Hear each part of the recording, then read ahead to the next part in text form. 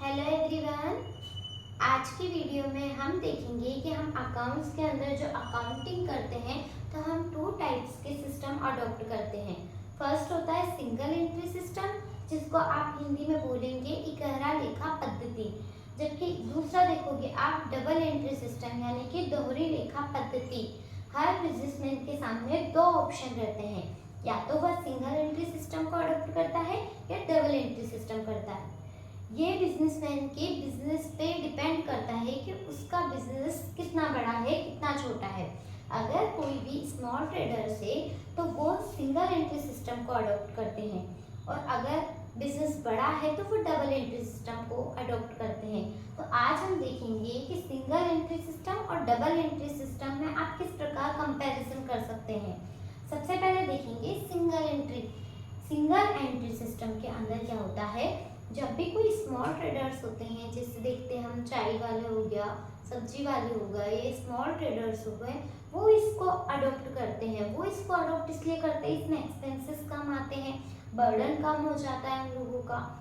हम देखेंगे double entry system वो लोग ज़्यादा यूज़ करते हैं जिनका बिजनेस बहुत ज़्यादा फैला हुआ रहता है, जैसे बैंकिंग सेक्टर हो गया, इंश्योरेंस कंपनी हो गई, कंपनीज हो गई, कॉर्पोरेट सेक्टर्स की कंपनीज, कॉर्पोरेट सेक्टर हो गए, तो वो सारे डबल एंट्री सिस्टम को अडॉप्ट करते हैं, जिससे उनका काम इजी हो जाता है। एक्सपेंसेस ज़्यादा आते हैं पर काम इजी हो जाता है।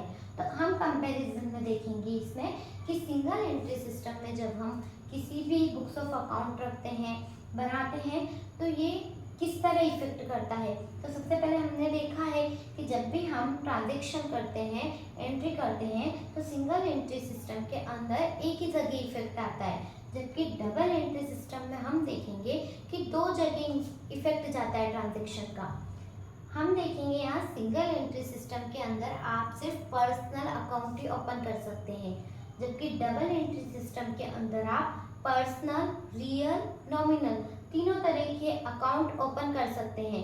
लास्ट लेक्चर में हमने टाइप्स ऑफ अकाउंट के अंदर तीनों टाइप्स के देखे थे, पर्सनल, रियल, नॉमिनल में क्या होता है।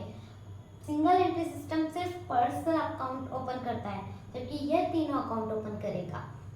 उसमें आपको पिछली वीडियो में बताया था कि पर्सनल, रियल, नॉमिनल में क्या आता है, कौन कौन से अकाउंट्स रहते हैं।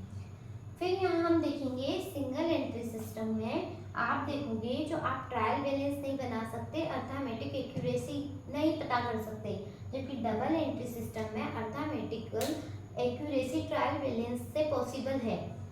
सिंगल एंट्री सिस्टम में आप एग्जैक्ट प्रॉफिट एंड लॉस नहीं पता कर सकते, जबकि डबल एंट्री सिस्टम में आप एग्जैक्ट प्रॉफिट एंड लॉस पता कर सकते हैं। सिंगल एंट्री सिस्टम आपको कभी भी आपको फाइनेंशियल इकोनॉमिक बैलेंस शीट के लिए कभी भी प्रॉपर बैलेंस शीट बना के नहीं देगा, जबकि डबल एंट्री सिस्टम आपकी फाइनेंशियल स्थिति जानने के लिए बैलेंस शीट की पोजीशन बता देगा, बैलेंस शीट पूरी बनाकर बता देगा। सिंगल एंट्री सिस्टम के अंदर आप देखोगे कि ये स्मॉल ट्रेडर्स यूज कर रहे हैं। डबल एंट्री सिस्टम के आप देखोगे कि जिनका बिजनेस फैला हुआ है वो लोग यूज करते हैं।